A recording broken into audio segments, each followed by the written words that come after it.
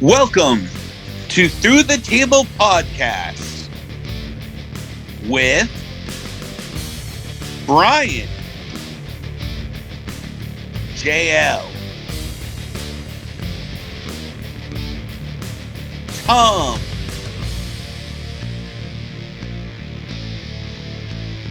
Rick, and Russ.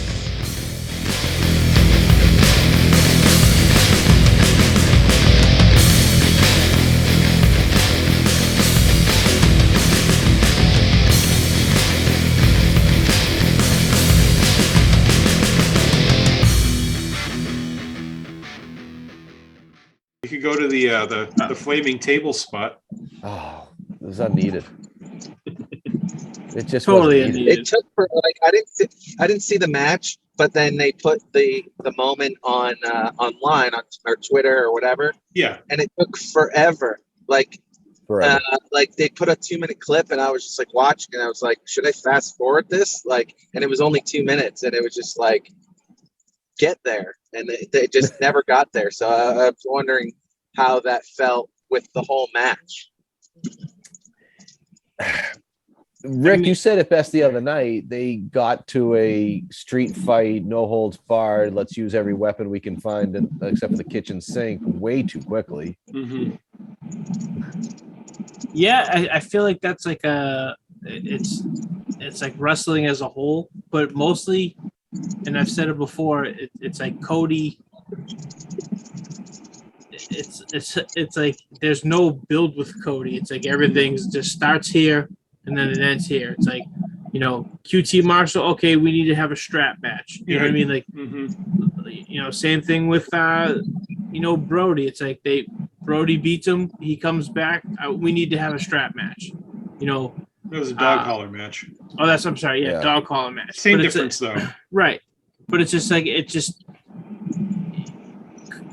Cody just seems to need to be in some kind of a gimmick where it's like build to something.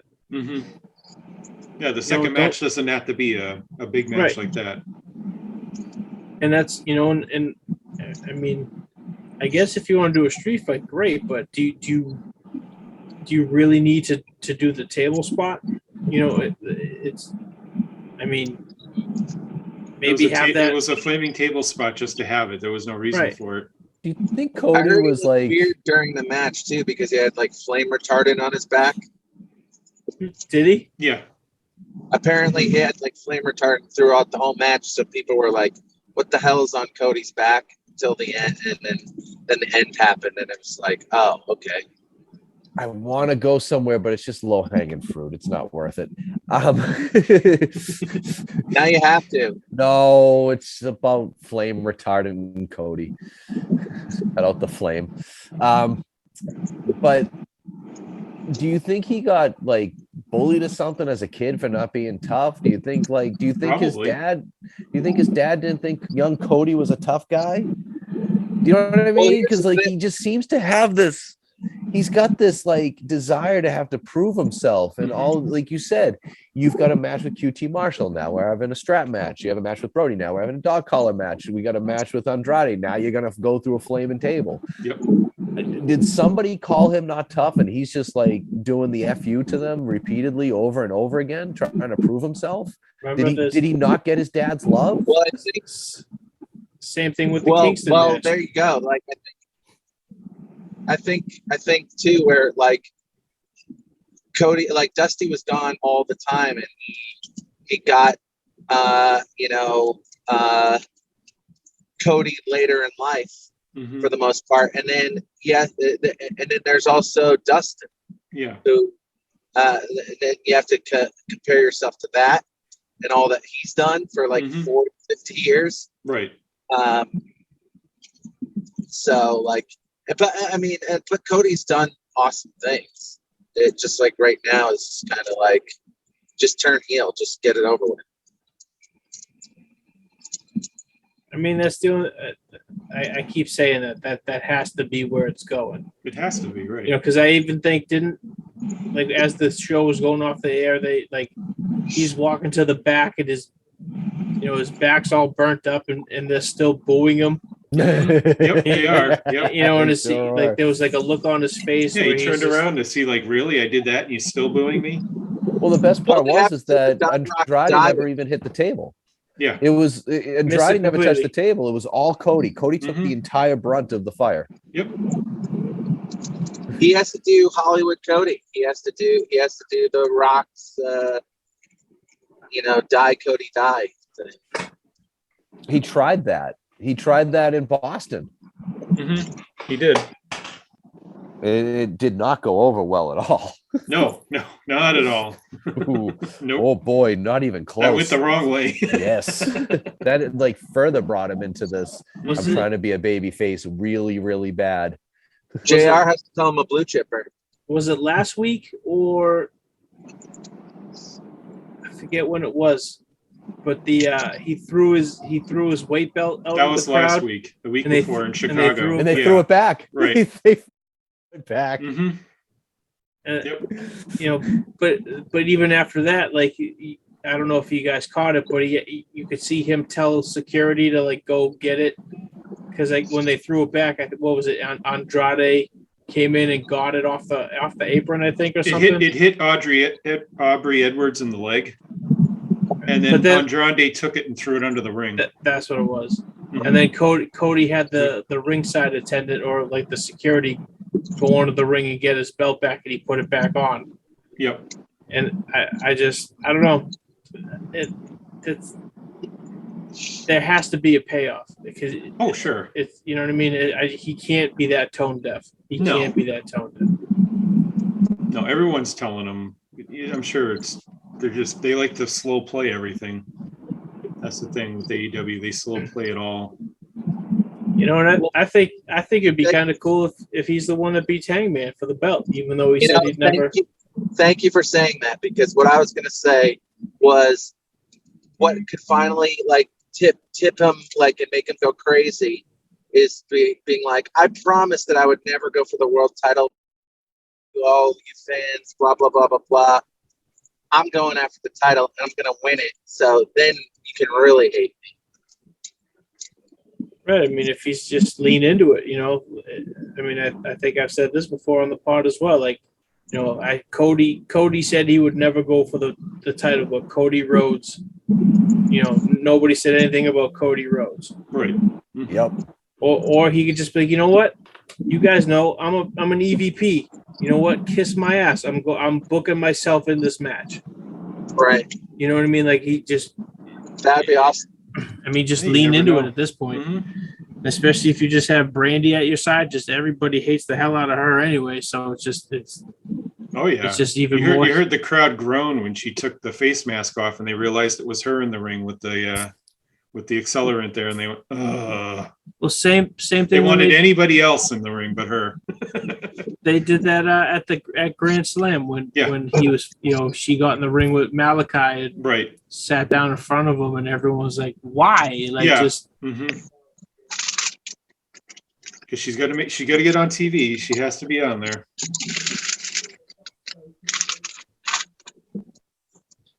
Yeah, they have to be together. Yep. And now she's back wrestling again, according to the Dark results.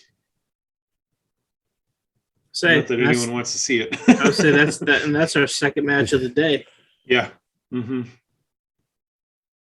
I don't Terrible. get it. Yeah. They need a lot of content for their show. Well, if she just works on Dark and doesn't work any of the other shows, I'm fine with that. If she just stays Well, on Rick's Dark. got a point. Maybe he is that tone deaf. Maybe they're both that tone deaf. I'd hope not. He seems like a smart enough guy to realize what's really going on, but maybe he isn't. By the way, whatever happened with that whole storyline? And this is funny. And Russ, I'm doing this for you. We always criticize WWE for just ending storylines without any explanation. What happened to the AEW storyline between Cody and Arn Anderson, where Arn Anderson was trying to carry a gun or some damn thing? What happened there? Where did that go? What happened to the Rock and Roll Express and FTR?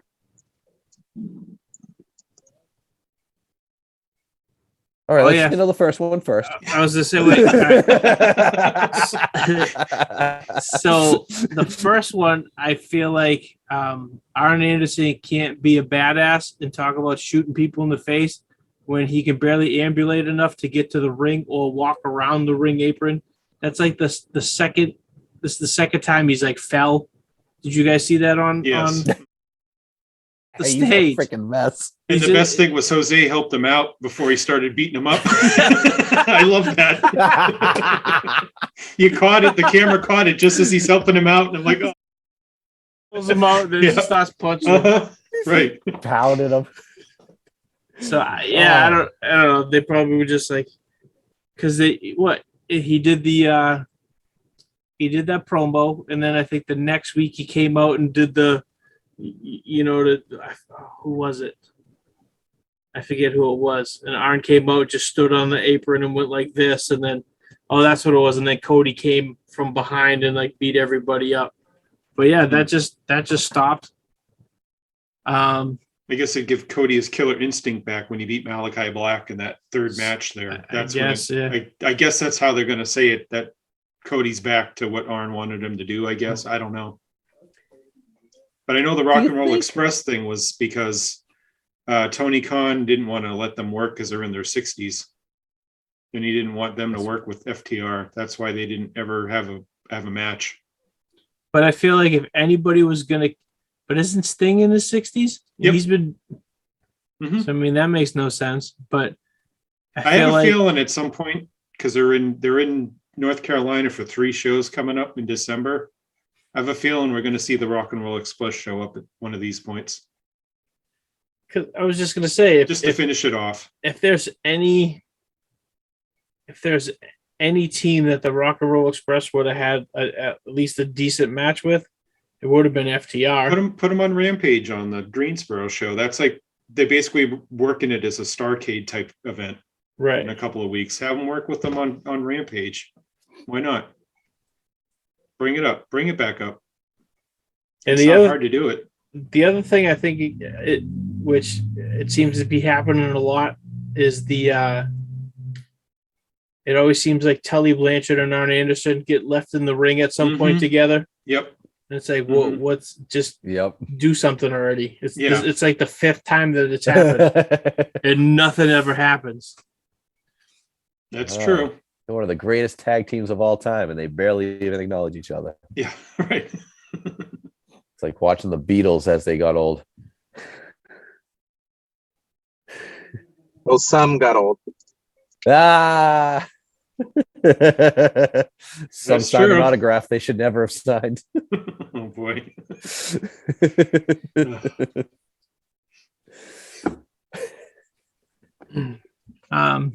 Well, speaking of the Beatles, let's get back to wrestling.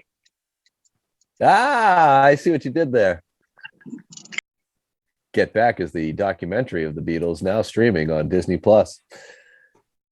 Oh, all right. Well, I'll jump on. How about them giving away Bryan Danielson and Hangman in 2 weeks instead of waiting for Battle of the Belts, which I thought that's what they were going to do with that match.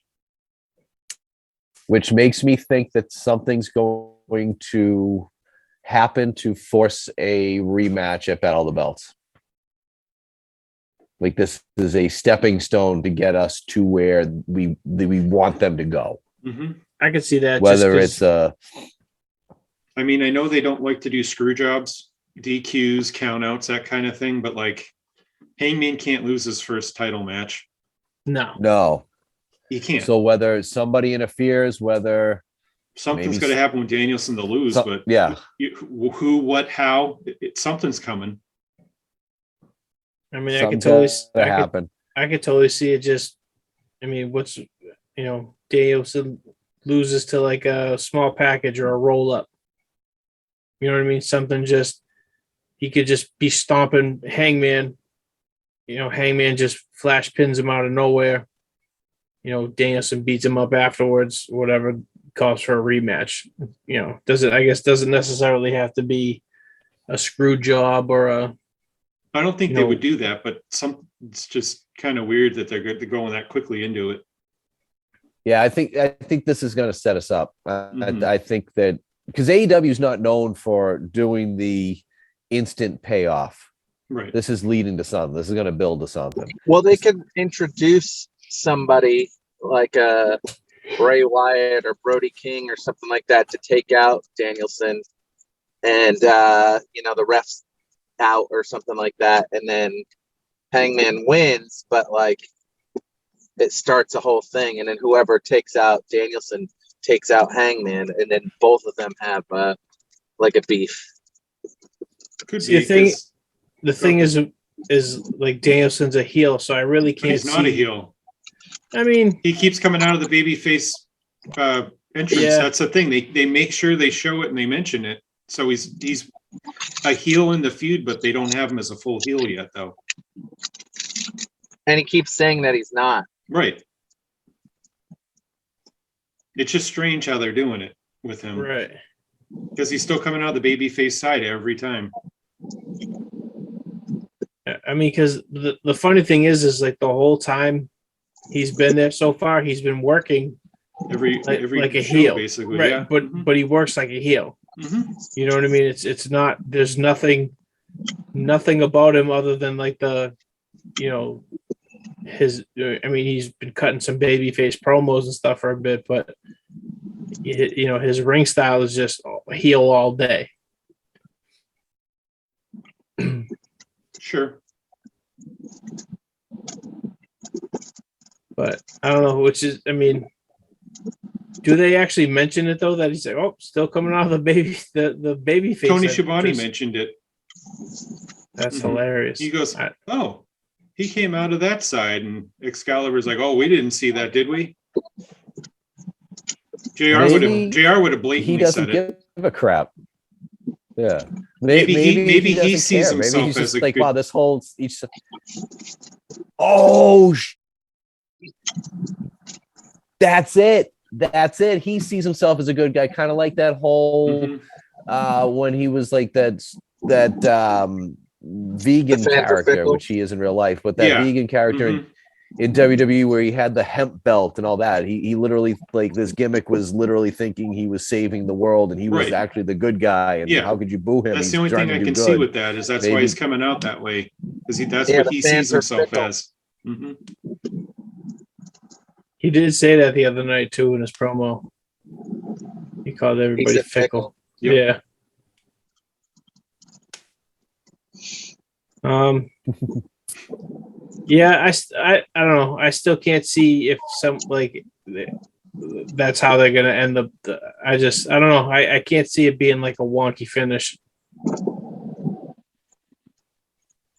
I really do. I think the first match will like I said, I don't see Page losing his first. No, he's not going to. Danielson would bring him to a good match and would probably be fine with losing too. Oh, he doesn't care about winning or losing. I mean, right. He's one of those guys that always wants to lose anyways. But why couldn't they just maybe do the same thing they did with Kenny and just they do another time limit draw, do an hour? They could. I wouldn't be shocked if they did, because that was part of the promo too. When what was it last week? Danielson said like, I wish it was Kenny, but I guess I'll take the title from you. Mm-hmm. And then Hangman was like, well, I beat. It took you 30 minutes to try and beat Kenny. You couldn't do it, and I beat him under 30 minutes. Right. So. I mean, just like little things what if like this that. Goes Broadway. That's what I'm saying. 60 minutes. Literally, you just said it. I received the text. That's why I was figuring if they were going to do that, they do it at Battle of the Belts because it's supposed to be 3 hours. Secretly, I just wanted that to be my idea. Like JL saying the same thing on the chats every day. Yeah, I literally just did that, didn't I? I just pulled it down. Sorry, I mean, guys. I don't know if you said doing a Broadway on Dynamite would be interesting. Right. Like I know they did it with, they did the half hour, but I think they do it. Go they for do it. The whole hour. Go for it. I don't see why they wouldn't. And I feel like Danielson. People are complaining about them having too many matches on Dynamite sometimes, where you had the Wardlow squash that was just kind of there for no reason. Why not give them the hour? Do it. If they open the show, it was barely worked ever. If they open the show, that they may be going that way. If they're the main event, then they probably won't. You know what they should do? They should have them go the full Broadway. Oh, that's an original idea. Nobody ever thought of that. Nobody ever thought of that. Who would have thought of that? Wow. Tom, you're great. Nostradamus is back in action. You know what I'm surprised? Guys, have we talked about the NIL program yet? What are you surprised that they might go Broadway? Well, I thought Tom was going to bring that up, but I thought since no one's brought it up. Oh, good. I'm happy you brought it up too. Actually, I'll throw out a question. Broadway? Who's winning the first TBS title? I have a bad feeling about it. I think it's going to be Ruby Soho. Yeah. I was thinking Jade Cargill. I hope not. I don't want to either. She's too green, but I don't know. I just have that bad feeling in my So the final four has me just kind of. Well, you know what the final's going to be. I mean, if they were smart, they would do Ruby versus Thunder Rosa and just let them go ape shit. But it's totally going to be fun for 30 minutes. It's totally going to be Jade Cargill getting carried by Ruby Soho, and then Ruby Soho is going to lose. I have that bad feeling. I'm hoping Ruby wins, but I don't know. I just have Jade Cargill versus Nyla Rose and just. Oh God. Oh no. Well, Thunder Rose will lose because Britt Baker's going to get back at her, so they can start that feud up. That's why she won't make it to the finals. I didn't even think about because that. If they do that in the finals, it kind of screws the finals. If Britt interferes, and it's kind of like a tainted win. They wouldn't in semifinals. It's fine. In the finals, they won't do that. Right, that makes sense.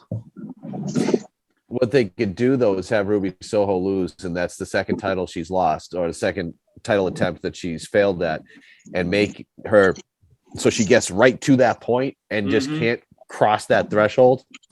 So when they finally build her up to actually win the title, it becomes a gigantic deal, and the fans can get behind her. Female Daniel Bryan. Exactly. Exactly. She should win the belt, though. But will she is the question. I was going to say, I know it's probably not the case, but I almost feel like the belt, it was almost like made, like once. It was like, you know what I mean? They showed up both at pretty much the same time. It was almost like that belt was made to, just, all right, I'm going to give her the first title.